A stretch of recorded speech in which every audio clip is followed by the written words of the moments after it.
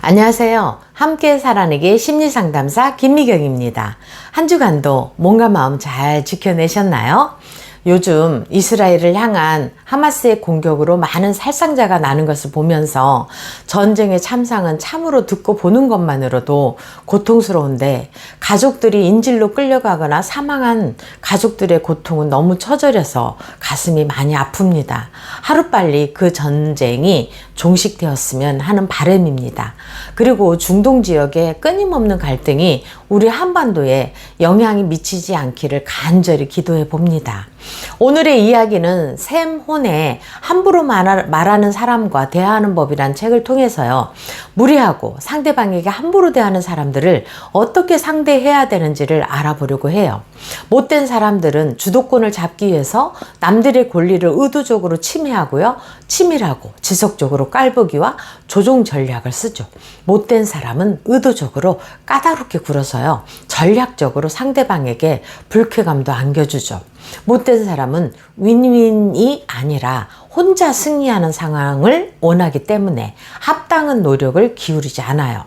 지금부터 샘 혼의 못된 사람들을 식별하기 위한 질문지를 통해서 내 주위에 못된 사람을 식별해서 어느 정도인지 파악해 보세요.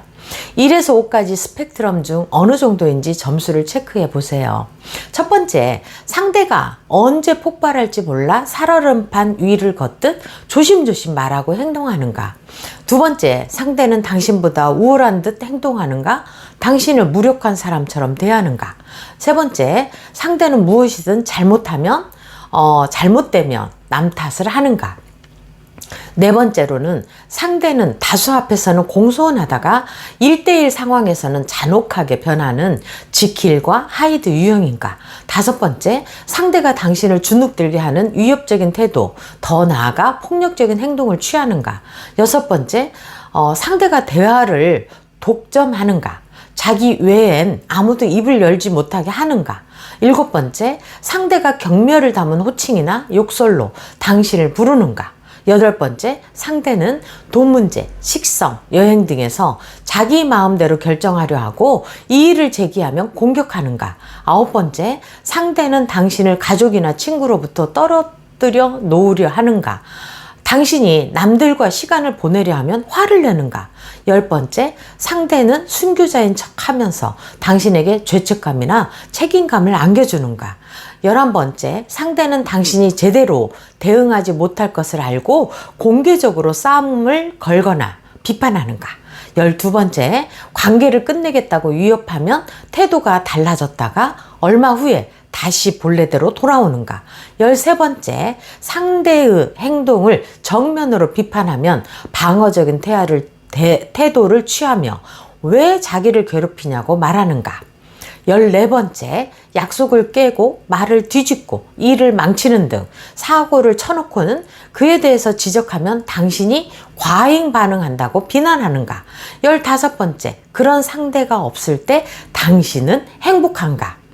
지금까지 문항에 대한 점수를 계산해 보셨나요? 35점 이하이면요, 상대는 못된 사람이 아니며 윈윈 대화를 시도한다면 그럭저럭 원만하게 지낼 수 있는 사람이고요. 36점에서 55점 사이는 가끔씩 악질적인 행동을 보이며 필요할 때 대응의 강도를 높이면 상대는 자기 행동이 부적절했음을 깨달을 것이에요. 냉정을 유지하며 건설적으로 대한다면 문제를 해결하고 관계를 복원해서 앞으로 나갈 수 있는 사람이죠. 56점에서 75점은 안타깝게도 제대로 된 악질한테 걸려든 셈입니다. 가만히 있어서는 안 되고요. 지금부터 상대가 당신의 인생을 망가뜨리지 못하도록 계획을 수립해서 행동으로 옮겨야 할 단계이죠.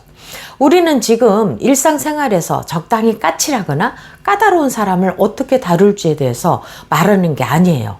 혼돈과 무질서, 공포감을 뻗뜨리는 극단적인 상대에게 초점을 맞추고 있는 거죠. 사실 이런 사람들이 우리 주위에 의외로 많이 있는데 남에게 말하지 못하고 피해자로 오롯이 혼자 감당하면서 지낼 수밖에 없는 경우가 참으로 많아요. 지나치게 이타적이고 공감력이 뛰어나는 사람, 에코이스트들은 끝까지 그 악질이 변화되기를 고군분투하면서 헌신해 주기 때문에 악당은 그 영양분을 가지고 자신의 몸집을 불리기 때문이죠.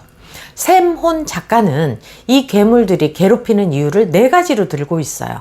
첫 번째가 자기의 열등감을 보상받기 위해서입니다. 자신감 있는 사람들은 자기 모습 그대로를 사랑하고 좋아하죠. 유능해 보이기 위해 남을 깔아뭉갤 필요가 없어요. 그러나 이 괴물들은 자신의 모습을 좋아하지 않기 때문에 이를 보상받기 위해서 남들의 잘못이나 단점을 찾는데 주의를 집중하고요. 자신의 고민에 대해서는 회피해요. 무조건 남을 이기려고 하고 통제권을 항상 쥐려고 하죠. 그러기 위해서 남에게 독소를 내뱉는 일을 아무 양심의 거리낌 없이 하는 거죠. 이 괴물들이 누군가를 괴롭히는 2번째로는요, 양심의 가책이 없기 때문이죠. 자기가 남에게 입힌 고통에 대해 생각하지 못하고요. 설사 생각한다 해도 크게 신경 쓰지 않으며 더 나아가서 남의 고통을 즐기기까지 하는 못된 사람이기 때문에 자발적으로 변화하기가 거의 불가능하다고 말할 수 있죠. 그들은 내가 무례한 게 아니라 상대가 열등하기 때문이라고 믿고 있어요. 괴물들이 누군가를 괴롭히는 3번째 이유는요, 자기의 행동을 정당화하기 위해서죠. 자라면서 학대를 당하면서 자란 사람은 자신이 받았던 고통을 고스란히 남에게 주면서 안도감과 쾌감을 얻게 된다고 말하고 있죠. 힘이 곧 정의인 환경에서 자란 사람들은 어린이 된 후에 이제 자기 차례가 왔다고 생각하며 어린 자녀들에게 대물림을 하여서 자녀들이 무서워하게 만드는 거죠. 이런 자녀들일수록 비인간적인 행동이 무엇인지를 잘 가르쳐야 해요. 부모와 똑같은 경로를 밟아가지 않도록 말이에요. 괴물이 누군가를 괴롭히는 이유 4번째로는 달리 행동할 방법을 모르기 때문이라고 말하는데요.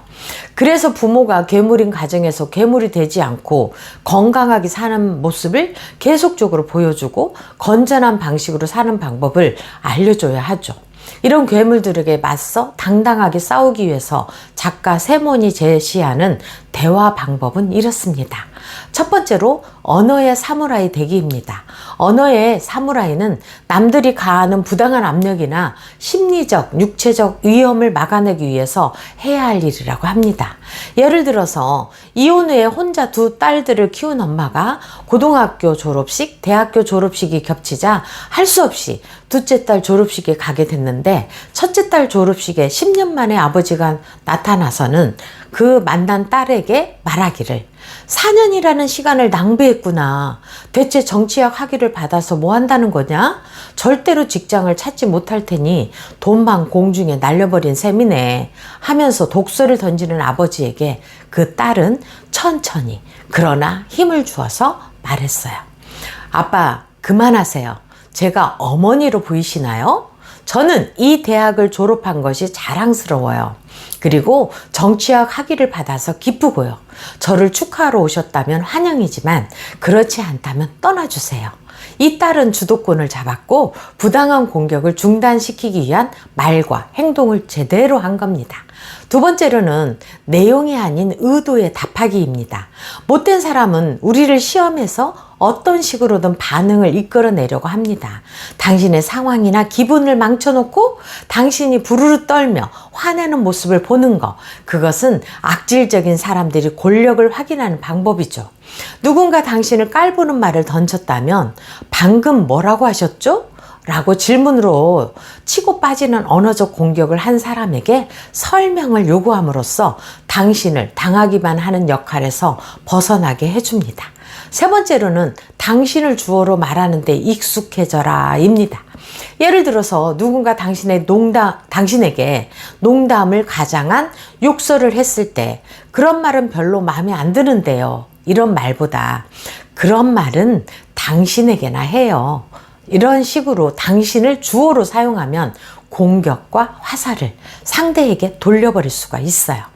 그럼 괴물들과 맞서서 싸우면서도 괴물이 되지 않고 당당하고 단호하게 화내지 않으면서도 괴물을 물리쳐서 감히 덤빌 생각을 못하도록 할 때까지 제 함께 살아내기와 함께 하시길 바라면서 지금까지 시청해 주셔서 감사드리고요.